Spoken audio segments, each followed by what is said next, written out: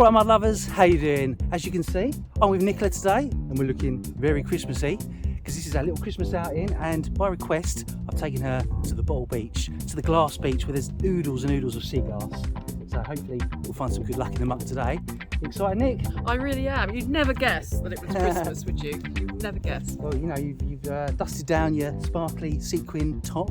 Looking very festive, I must say. Yeah, I know. When this jacket comes out for mudlarking, we know that Christmas must be on the horizon. That's right. Well, we're going to hopefully find some Christmassy stuff. If not, we've got enough sea glass to make something Christmassy perhaps, or other finds might be just as interesting. So let's get some luck in them up. Let's get some luck in them up.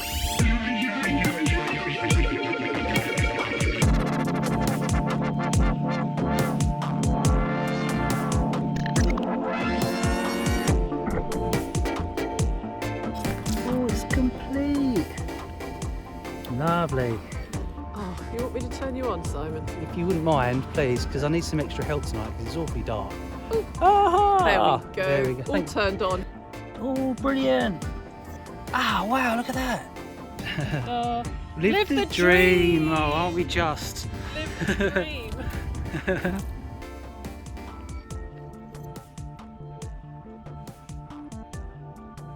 What a beautiful place. You can hear the birds singing as well. Right, okay, so. The hat's come off already. Well, yeah, I was just kind of wondering, you know, hair up or hair down? You see, Santa Claus does not have that problem, does he? Well, he does have long hair, I don't know. What do you reckon? Hair. Oh, I like it nice and pointy. Yes, very cool.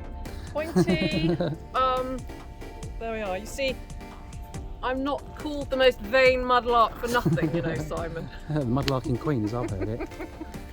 Anyway, look, right guys, right down here is a good old patch of sea glass. There's all sorts of colours in here. I might pick out a few green pieces today and maybe make some sort of Christmas tree out of it. But I don't want to take it all from Nick because I'm sure she's going to want to take loads for her pieces of art as well. So we'll see if we can get hunting for some good pieces. There we go, look, all over the show. Maybe there'll be a bit of blue in here as well. Oh, lovely.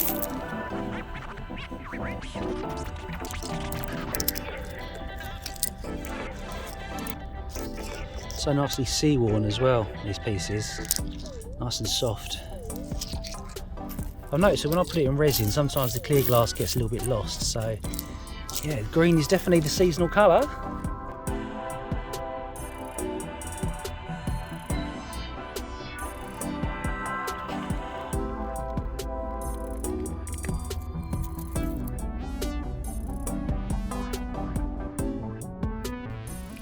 Nice different shades as well. Dark green and light green. Should look really good. I've had an idea already what I'm going to do with this, so stick around to the end of the video. See what I create.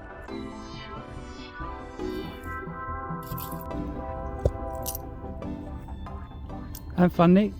Oh yeah, absolutely. There's lots of really nice glass here. And I found a marble and a button. Hey, doing well so far. Yeah. Nice. Oh yeah, good spot. Try not to fall over. Nice. Yeah, so far so good. The effort Nick goes to get a good photo.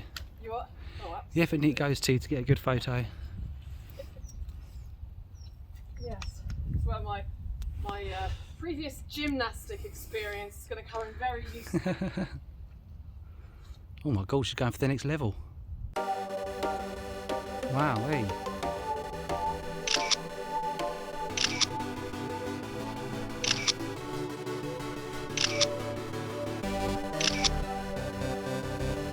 Taking the beam, Nicola White, representing Great Britain.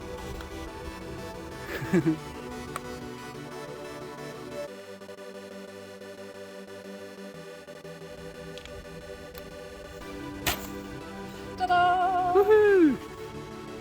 Tens all round. There's Santa, sack full of something, but not toys. I can see a little bovril. Hopefully I can walk out there without sinking. Yeah, not too bad. Nice. And another little one, just in the gloop. It's pretty complete. Nice little bovril. These are quite early, these ones. You can tell by the top, they're not twisted. That's pretty cool. In the bag it goes. Well guys, I've just found my first bead on Bead Beach, and seems to be pretty clear. I've actually got a little gadget with me today, look. Bought a needle and some thread. So what I can do, so I don't lose them, I can thread them on there. There we go. Bit of paper at the bottom, just to stop it falling off. Let's see if I can fill this up with beads.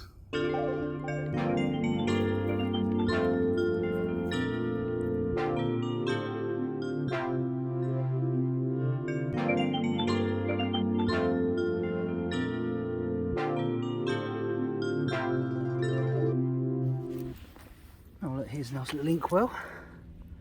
Oh, it's complete. Lovely. What did you get? It's got a little inkwell. Oh, well done. Yeah, nice hexagonal inkwell there. Oh, fantastic. That's quite cute. Little scotching, but I don't know what it'd have been of, because it's I don't know, maybe it's off a little box. It's quite cute. And a few more. I mean, I don't know what the world record is for beads in one day, but doing pretty well so far, look. Good 20 or 30.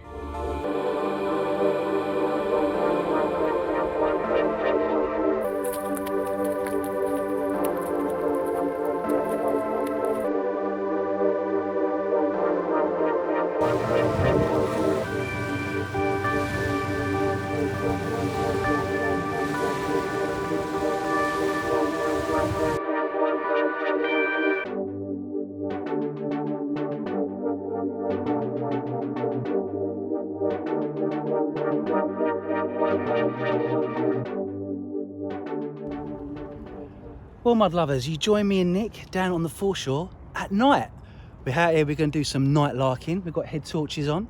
Well, we've got head torches in the bag ready to put on. But I also feel that I need a bit of turning on, Nick. Oh, you want me to turn you on, Simon? If you wouldn't mind, please, because I need some extra help tonight because it's awfully dark. Oh, aha! there we go. There we go. All turned on. Thank You're you very turned on much. so easily. I know. Isn't he? Yeah, I know. It's in your presence, you see. She's good at turning people on. Anyway, there we go. I hope you're going to enjoy this. We're going to go mudlarking, and then later on, Nick's going to treat us to her top 5 finds that she's had up in the last however many years since she's been doing mudlarking back at the studio. And here, there might be some mince pies and mulled wine, as it's Christmas as well. So let's look forward to that. Yep, absolutely. And we're also going to see if we can find a few little treasures on the foreshore at night. That's right, yeah. Well, I've got a detector. Nick's going eyes only. Let's get some luck in the muck. Yeah, let's get some luck in the muck.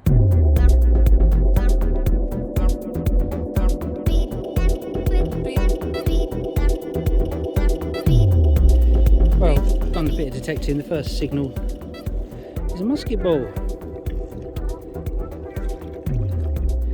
Excellent. Oh, look at that, Nick's got my hat on. Got my lucky hat on. Well, just dug this up. Very good signal, and it is a good signal because it's made of lead. Oh, tried to come in here. almost got a booty there. But that looks very interesting. There's a bit of copper at the top. Some sort of trade weight, I think. Yeah, I've never seen anything like that before. Yeah, it's heavy. Oh well, makes a change from a musket ball.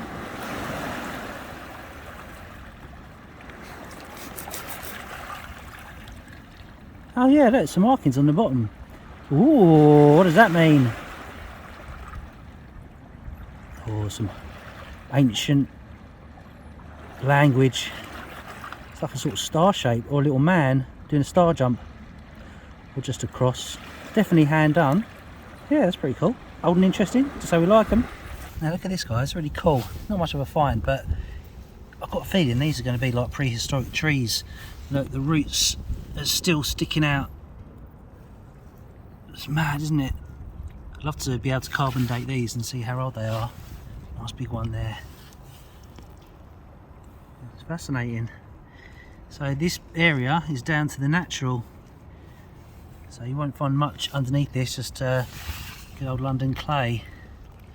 Things might have washed up though and got stuck, so it's always worth looking. But all these little knobbly bits, they're all roots of old trees.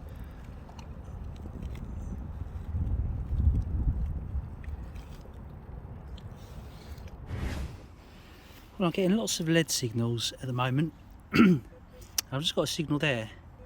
I'm hoping it might be something a little less annoying than just lead blobs. It's nice and round, which is what we like. Yes. I think that's a little trader's token. Oh yeah, we can see, definitely see an initial on there. I think it looks like a K. Oh, brilliant. Ah, wow, look at that. Oh, that's lovely. That's really, double-sided ones are quite rare, but that's a really nice, look, you can see that kind of like diagonal chevron kind of style there, and some crosses above it. Oh, I like that. And I think, there we go, the initials are coming up now. Looks like it says MWR. Brilliant. Yeah, so these would have been made any time between 1500 and roughly 1800, and they would have been used as small change. So when there was no short change around, vendors often made their own coinage. So MWR was most like the initial of some trader, some long gone trader. MWR, what do you think that stands for? Mildred William Reynolds. Make up your own mind who that could be. Excellent. That's a brilliant find. We'll clean that up and show you later. A bit more detail maybe of what this was, but it's pretty good condition. It's very unusual markings. Never found one like that before. Happy days. Look down here, there's a whole cluster of metalwork. You see anything there? It's kind of cool, doesn't it?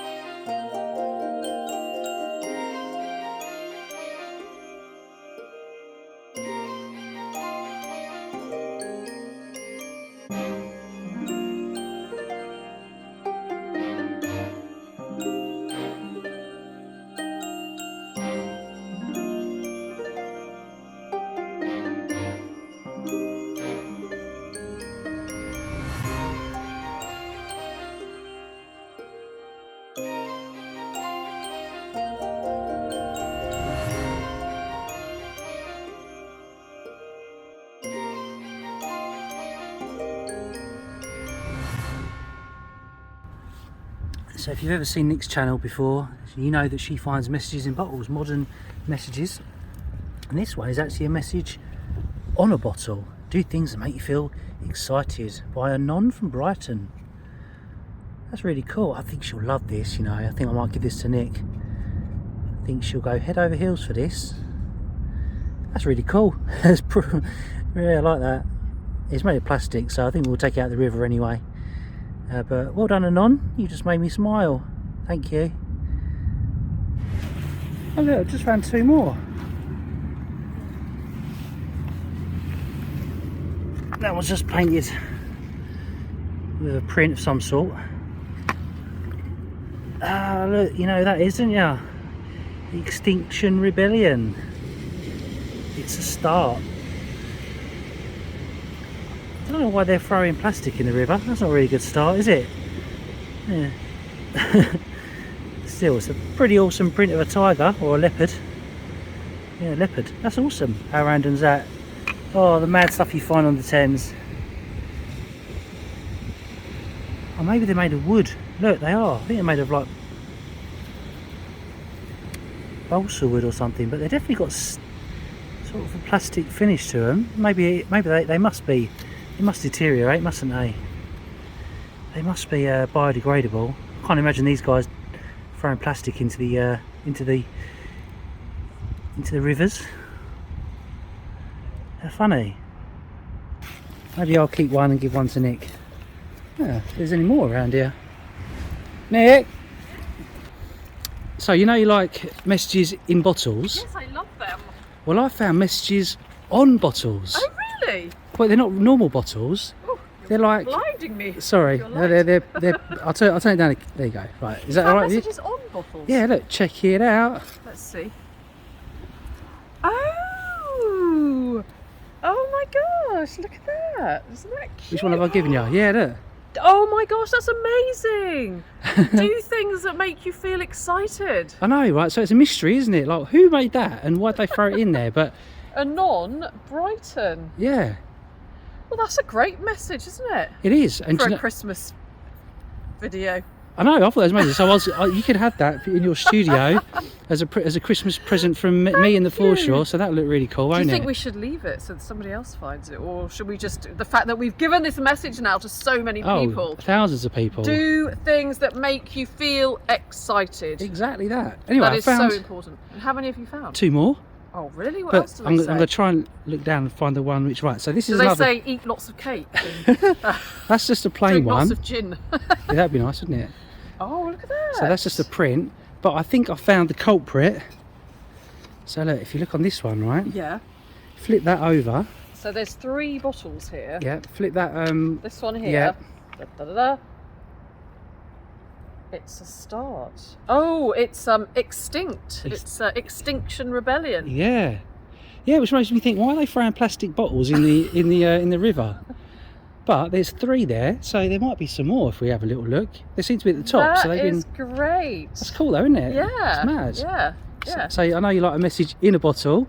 Now you've got a message on a bottle, or a bottle. Fantastic, and a very good message too. Yeah. So I'll keep the leopard one Okay. because I like the leopard, and I'm a big fan of cats. I've got 2 cats. Yeah. And you can have the Do excited things that one. So feel- then, yeah, we that just say, Make you feel excited. cheers. Cheers. Cheers.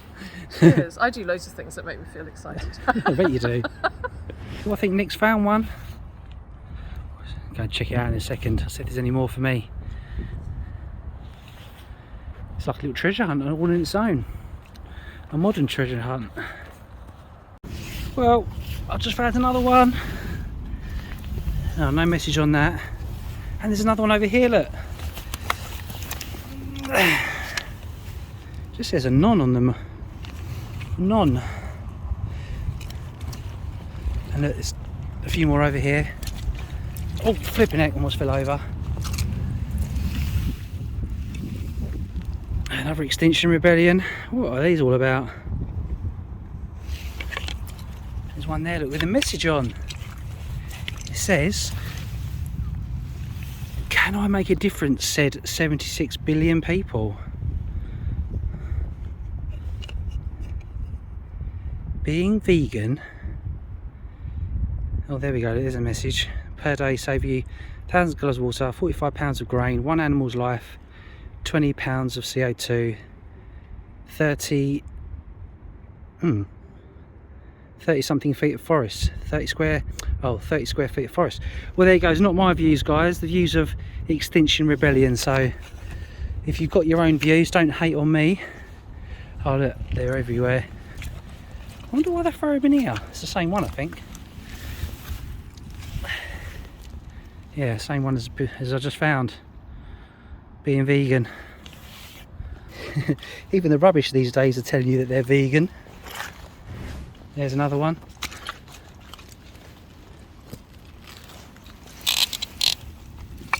That's a nice one. I like the pretty patterns. I think I've got about 7 or 8 now. How strange. Well, you guessed it. There's another one. That's a cool one. Oh, who's that guy?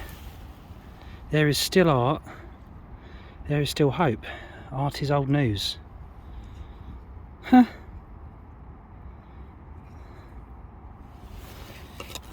I've got more bottle messages than I have anything else. You found many? One. Have you found any more? I've got about 6 over here. No way. And another one. Yeah, old Extinction Rebellion again. I just saw this little blue thing and I thought, oh cool, a little baseball bat. And then you get closer, I realise it's not a baseball bat after all. So Nick's got her eye in now for a message on bottles. Bottles, yeah. There it is, look. There's one here and there's one right next to me as well. So, yeah, here we are. We've got the Can I Make a Difference? Oh yeah. Being vegan. And there's one there too, look. So there is. Yeah, a Harlequin one. And this one. Yep. Another extinction. Is that supposed to be a pair of eyes, do you think? It and looks a nose like and a it, little yes. headdress. Yeah. And that's the mouth. Ah. Yeah. Well, let's see how many we can Well, find. we have definitely solved the mystery, I think. Another one. This one says no content, but I bet it does have content. Live the dream. Oh, aren't we just? Live the dream. Live the dream. I like the Live the Dream ones. So what do you, I think these are made like a little balsa wood, but they've been covered in something, Yeah. haven't they? I'm hoping they're biodegradable, or they were. Well, they've been made. Yeah, I think it is wood, and they've covered it with some kind of. Looks like a little surfboard. Sort of, Yeah, like, waterproof paint, I suppose. must be. Oh, look, another one here, Simon. Oh my god, you're raking it in now. Yeah. No, another one of these. Oh yep, yep. Da, da, da. There seems to be several kind of duplicate designs. Yeah. Well, we've got loads now. Huh? It's fun. Yeah. It's a lot easier than regular mudlarking, isn't it? These bottles are a form of guerrilla art, and possibly by the artist Anon. We think it could be this artist because back in 2012, Anon created 5,000 numbered ceramic eggs and manoeuvred them into the shape of the River Thames on a Sussex hillside as an art installation. They were then released into the Thames. Many mudlarks have discovered these eggs in the following months and years, some of which contain objects inside the eggs.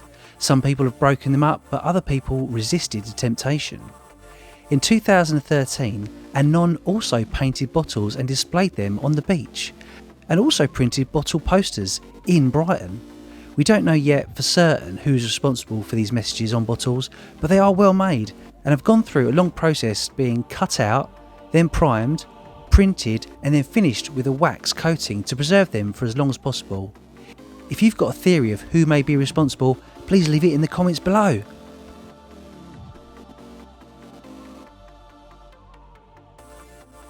Well, we've both seen the last one together at the same time, but Nick, do the honours please. Okay, there it is. Will it have anything on the other side or not? Ooh! That's different. That's like a model, isn't it? Yes. So what sort of message is that saying then? I don't know. A model in a bottle. Yeah, pretty Oh, cool. maybe isn't we it? should do one with you looking all glamorous in a bottle, Nick. That's a good idea, isn't it? Yeah. We'll make our own ones.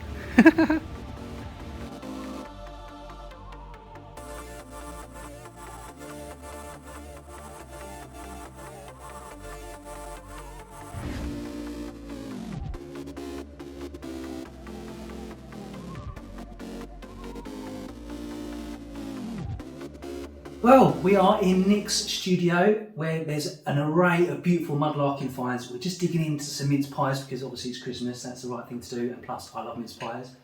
Nick's getting stuck in, as you can see. She's not going to have any room left to speak in a minute, but what I'd love for you, Nick, is if you could tell me your top 5 mudlarking finds that you found over your fantastic career, if you can call it that, of mudlarking. I mean, I know you found some amazing stuff, and this studio is full to bursting with amazing mudlarking finds. If I had the time, I would create a room just like this. And I will do one day, so keep watching and maybe I'll do a little video from my studio when it's finished. But yeah, Nick, so tell me, what's your top 5 mudlarking finds? Well, I've picked out 5 or 6 of my favourite mudlarking finds. There's so many to choose from. It's always really hard to choose a favourite top 5, but these are some which I do particularly love. So I will start with my onion bottle. It's a beauty, isn't it? Isn't it beautiful? I know, it's fantastic. There's just something so perfect about it, and yet when I found it, it was actually broken in about 6 different pieces, and there was just the neck poking out of the mud.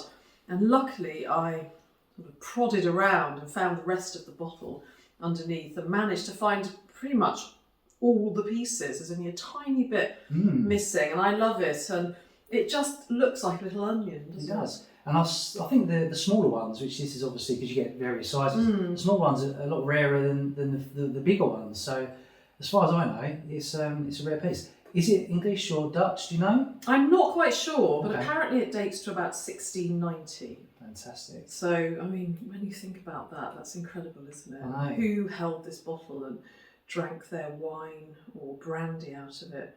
And that's what I love. You hold something like that in your hand and you just can't help wondering about the person who owned it and threw it away. And they would probably laugh if they knew how excited I was when I found it all those centuries later. I agree. Well, I've only found necks and bases, so one day there's one out there waiting for me, I hope. There definitely is. And similarly, this is also another drinking vessel, and this is actually Roman. Wow. And this is a poppy head beaker, and it's so called because actually it's a little bit like a poppy head.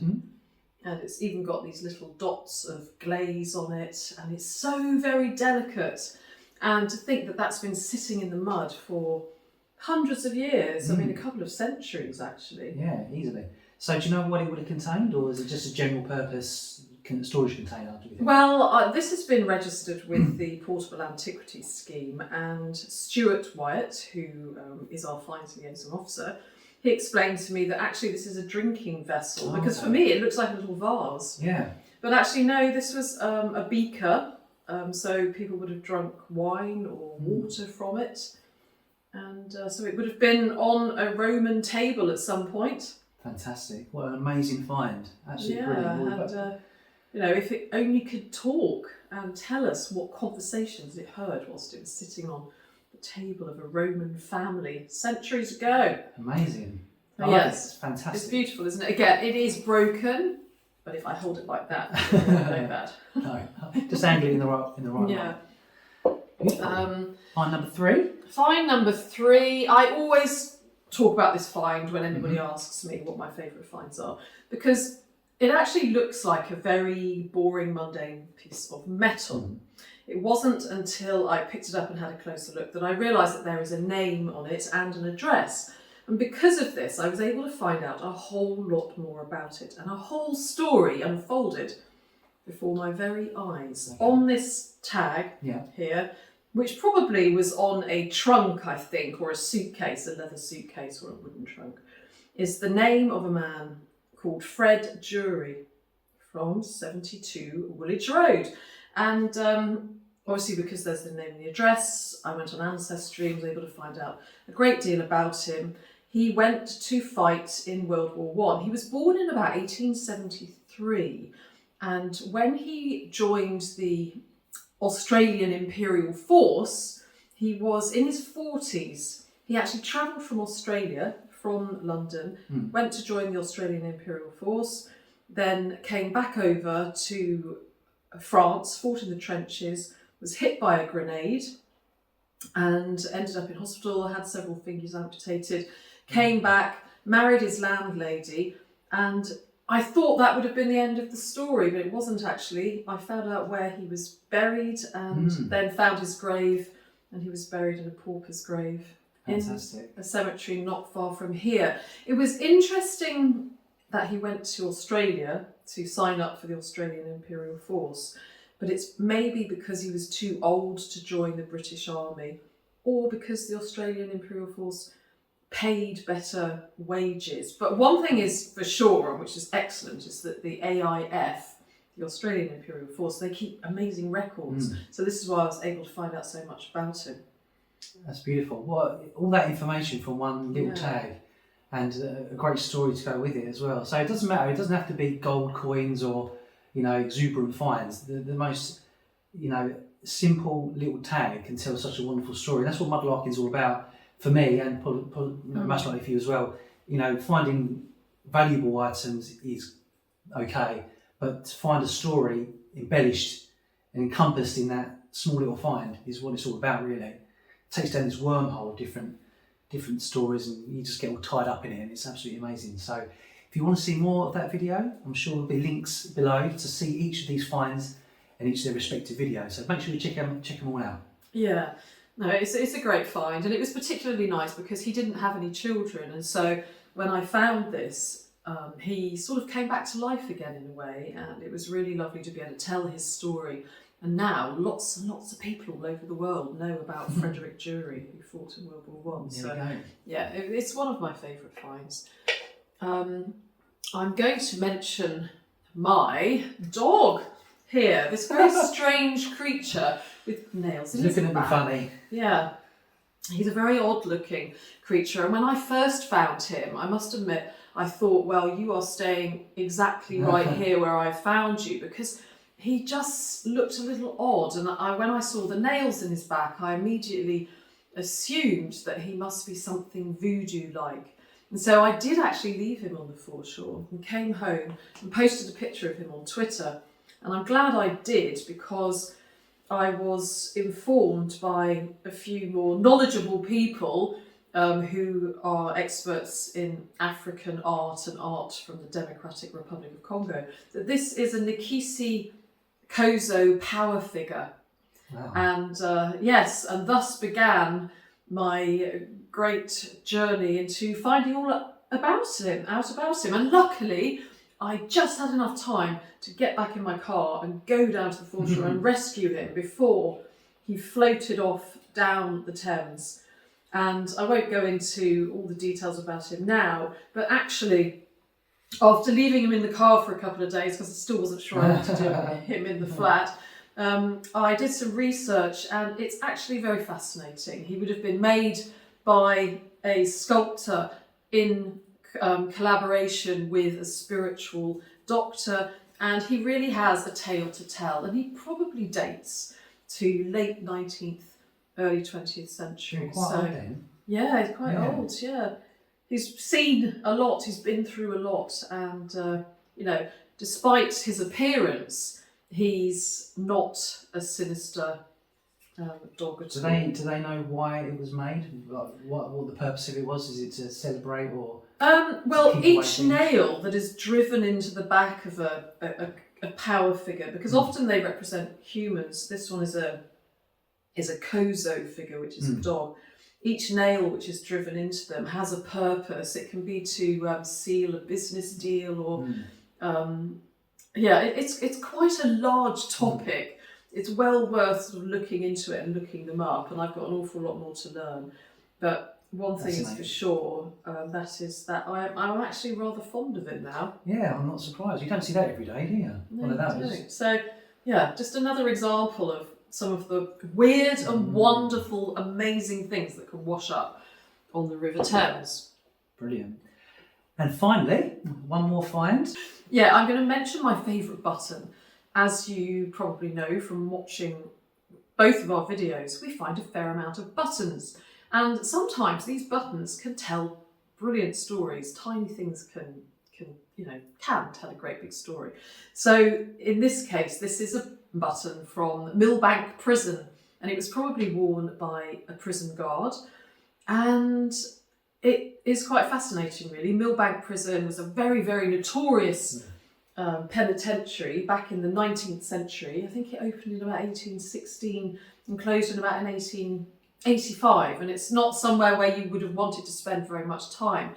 And it was on the spot where now the British Tate Art Gallery is. It was very marshy there, and so there was a lot of disease, and at some point they had to evacuate the male prisoners and take them down to the hulks in Woolwich. And as I found this in southeast London, I can only imagine that this must have been lost when the guards were transporting the prisoners from Millbank, down to the awful prison hulks moored at Woolwich. Either that or a prisoner was being taken there before he was transported off to Australia. So whatever, or however it got into the Thames, again, you know, I've learned so much about Millbank Prison, about the prison hulks. And again, I think you'd agree with me, that's the beauty of mudlarking, isn't it? Because you find something and then you start researching and learning all this information about something that normally you wouldn't learn about. No, absolutely. And when there was children in the prison as well, weren't there? Yes, there were children. Because we found that little tag from Mary Franklin, if I remember correctly. Franklin. And that was a contemporary piece, but again, it makes you learn about things that you wouldn't otherwise know, and that's what mudlarking is. You know, a limitless amount of knowledge there to be found. Yeah, no, there really is. So again, that's just a very brief snapshot of the information I found out relating to this button. And then lastly, I just wanted to mention, as some of you may know if you watch my videos, I do love my clay pipes. Really? I've never noticed. Well, I do. And I particularly wanted to mention one of the clay pipe makers whose pipes I find quite frequently, because it has a little link to Christmas. And the name of the pipe maker, he didn't make this one, by the way, but I've got a few of his pipes, is Thomas JEPTHA STUBBS. How are you saying that? Thomas what? Thomas JEPTHA STUBBS. JEPTHA is his... JEPTHA. He has a strange name, isn't it? Is that a middle name? Yeah, I think it is. Oh. JEPTHA. It's very odd, isn't it? Yeah. But anyway, Thomas JEPTHA STUBBS, he was a pipe maker in the 19th century in southeast London. And I found a few of his pipes, and so I looked him up, and he grew up in a workhouse. He was very, very poor. His father was also a pipe maker, and in actual fact, clay pipe makers were generally very, very poor. There was an awful lot of competition in London, especially making clay pipes. Because he spent a lot of time in the workhouse, later on, when he had his own children and he was a successful clay pipe maker, his son, when his son was 13, he was caught stealing holly around about Christmas from somebody's garden in Plumstead, which is not far from Woolwich. And so this case actually went to court, despite the fact that this young lad was only 13. It was him and a friend. And the judge said, okay, he said this to the fathers, he said to Thomas JEPTHA STUBBS, I'm going to let you decide how to punish your sons. And Thomas JEPTHA STUBBS says, right, son, it's nearly Christmas, we're going to be having a great time, but you're not. You're going to go to the Greenwich Union Workhouse for Christmas.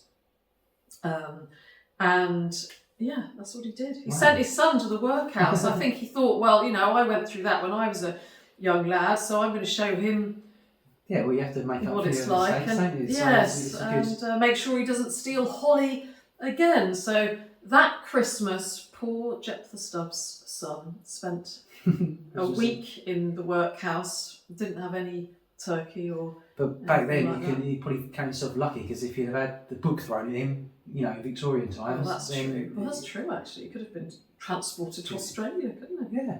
Well, that's not bad nowadays, is it? So that happened. To Australia.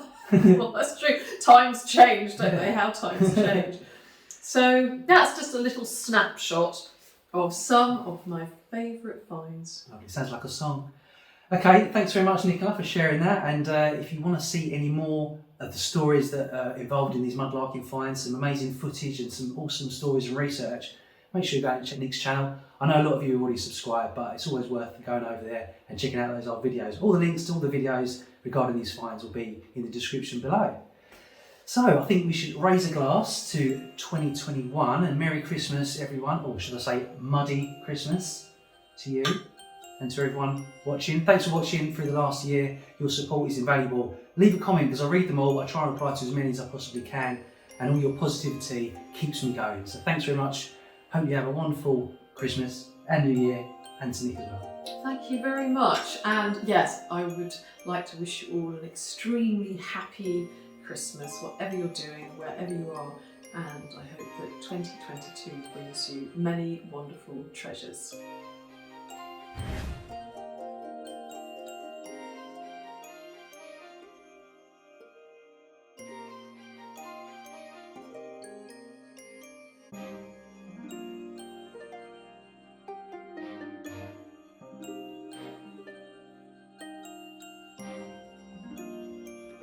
So I'm using this Vista Stream by Avuba. If you'd like to try some yourself, please check out the link in the description below. Really good value for money and amazing results.